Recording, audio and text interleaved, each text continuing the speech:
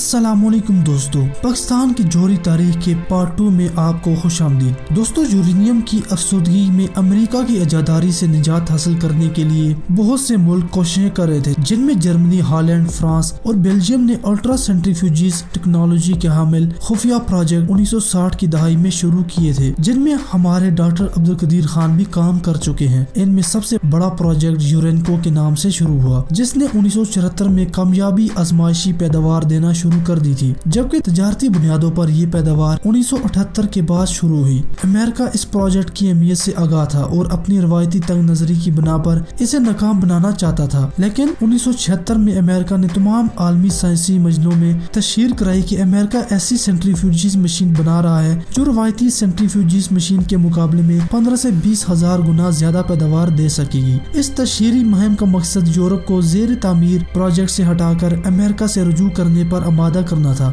मगर यूरोपियन मुमालिक अमरीकी चाल में न आए। इस नाकामी के बाद अमेरिका ने लेजर टेक्नोलॉजी के जरिए यूरेनियम अफसुदा करने की तशहीरी मुहिम चलाई और दावा किया कि इस टेक्नोलॉजी के इस्तेमाल से इंतहाई कम लागत से न्यूक्लियर रिएक्टर बम ग्रेड लेवल तक की यूरेनियम अफसुदा की जा सकती है। अमेरिकन साइंसदानों के दावे के मुताबिक यूरेनको हेक्साफ्लोराइड को प्लाज्मा में तब्दील किया जाता है, फिर लेजर बीम के जरिए यूरेनियम 235 और यूरेनियम 238 के अलग-अलग कंटेनरों में भर दिया जाता है। बाजार ये इंतहाई आसान अमल नजर आता है। अगर ये इतना आसान होता तो इसका दावेदार अमेरिका उसे खुद बुरुकार लाता, लेकिन आज तक ये दावा नजरिए से आगे नहीं बढ़ सका। ये दावा अमेरिका ने महज यूरोप और जापान की अल्ट्रा सेंट्रीफ्यूजिस टेक्नोलॉजी से तवज्जो हटाने के लिए किया था। अमेरिका सिर्फ अपने मफादात को तरजीह देता है और बवक्त जरूरत अहम तरीन इत्तेहादियों से भी नजरें फेर लेता है। इस तमाम बहस से सिर्फ ये मकसूद है कि नजरिए की हद तक यूरेनियम अफसुदा करने के बहुत से तरीके हैं, मगर वसी मिकदार में यूरेनियम अफसुदा करने के लिए गैसियस डिफ्यूजन और गैसियस अल्ट्रा सेंट्रीफ्यूजिस के तरीके ही बुरुकार लाए जा रहे हैं। पहला तरीका दूसरी जंग अजीम के दौरान बुरुकार लाया गया, जो अमेरिका, चीन और रूस में अब भी इस्तेमाल है, जबकि दूसरा तरीका इंतहाई जदीद और सस्ता है, जिसे 1960 के बाद शोहरत मिली। और जब ये तरीका मुतारफ हुआ, सभी तरक्की याफ्ता ममालिक डिफ्यूजन टेक्नोलॉजी को मुस्तर करते जा रहे हैं। कोई भी मुल्क जो सेंट्रीफ्यूजिस टेक्नोलॉजी के जरिए यूरेनियम अफसुदा कर रहा है, जब चाहे जोरी बम बना सकता है। एक आम कारी के जहन में ये सवाल आता होगा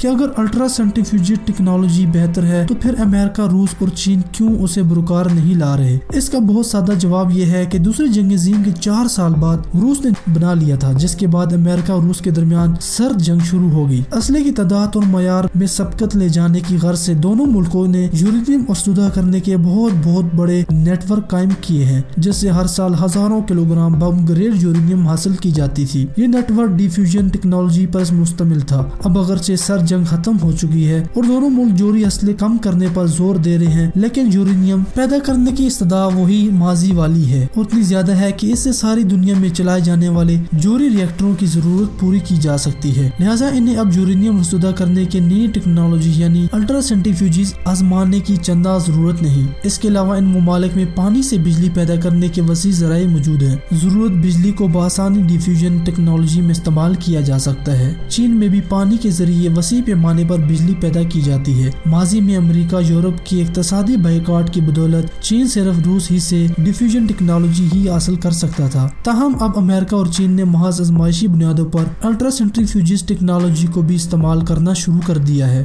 दोस्तों, पाकिस्तान की KRL के बारे में कुछ जानते हैं। इस बात में कोई शक नहीं कि कोहटा रिसर्च लेबोरेटरीज KRL का बुनियादी मकसद 3 से 90% तक यूरेनियम 235 अफसुदा करना था और यूरेनियम की अफसुदगी की पाकिस्तान में सबसे बड़ी लेबोरेटरी है, जो पाकिस्तान के तमाम न्यूक्लियर रिएक्टरों के लिए जोहरी ईंधन फराहम करने के साथ साथ पाकिस्तान की जोहरी असला बनाने की जरूरियात भी पूरी करती है। अमरीकी CIA का दावा है कि कोहटा से बाहर कम से कम 3 मकामात पर यूरेनियम अफसुदा की जा रही है। ये 3 मकामात सहाला, गोल्डा शरीफ और वाह है।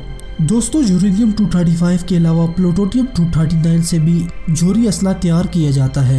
यूरेनियम 235 एक कुदरती उनसर है, जबकि प्लूटोनियम 239 एक मसनूई उनसर है जो न्यूक्लियर रिएक्टर में तवानाई के असूल के दौरान तश्कील पाता है, जिसे इस्तेमाल शुदा जोहरी ईंधन की सफाई यानी रीप्रोसेसिंग के दौरान जोहरी फुजले से अलग कर लिया जाता है। 1974 में पहले जोहरी धमाके के बाद पाकिस्तान ने प्लूटोनियम से जोहरी बम बनाने का फैसला किया 1974 में भारत के पहले जौहरी बम के बाद पाकिस्तान ने प्लूटोनियम से जौहरी बम बनाने का फैसला किया था। ये प्लूटोनियम कराची में कनाडा के तहावुल से कायम 137 मेगावाट के कैंड्रो टाइप न्यूक्लियर रिएक्टर के इस्तेमाल शुदा जौहरी फजले से कशीद की जाना थी। इस मकसद के लिए फ्रांस ने इस्तेमाल शुदा ईंधन को दोबारा काबिल इस्तेमाल बनाने का प्लांट फराहम करना था, जिसे न्यूक्लियर प्रोसेसिंग प्लांट कहते हैं, मगर अमरीकी दबाव की वजह से फ्रांस ने यह प्लांट फराहम करने से इनकार कर दिया।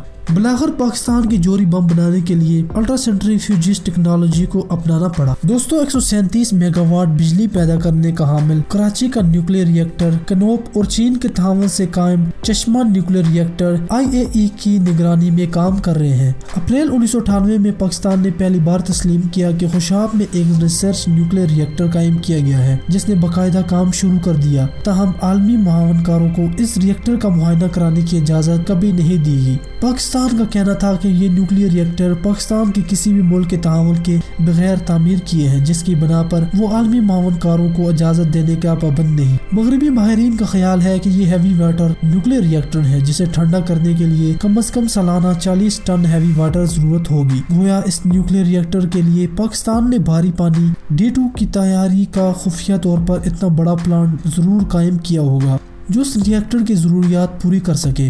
दोस्तों मगरबी माहिरीन के ख्याल में इस रिएक्टर से पाकिस्तान सालाना 8 से 10 किलोग्राम प्लूटोनियम हासिल कर सकता है, जिससे एक प्लूटोनियम बम तैयार किया जा सकता है। इस तरह आलमी माहिरीन के ख्याल में पाकिस्तान के पास बताए गए एटमी हथियारों से कई गुना एटमी हथियार हो सकते हैं। दोस्तों ट्रिशियम हाइड्रोजन का सबसे भारी और ताबकार आइसोटोप्स है।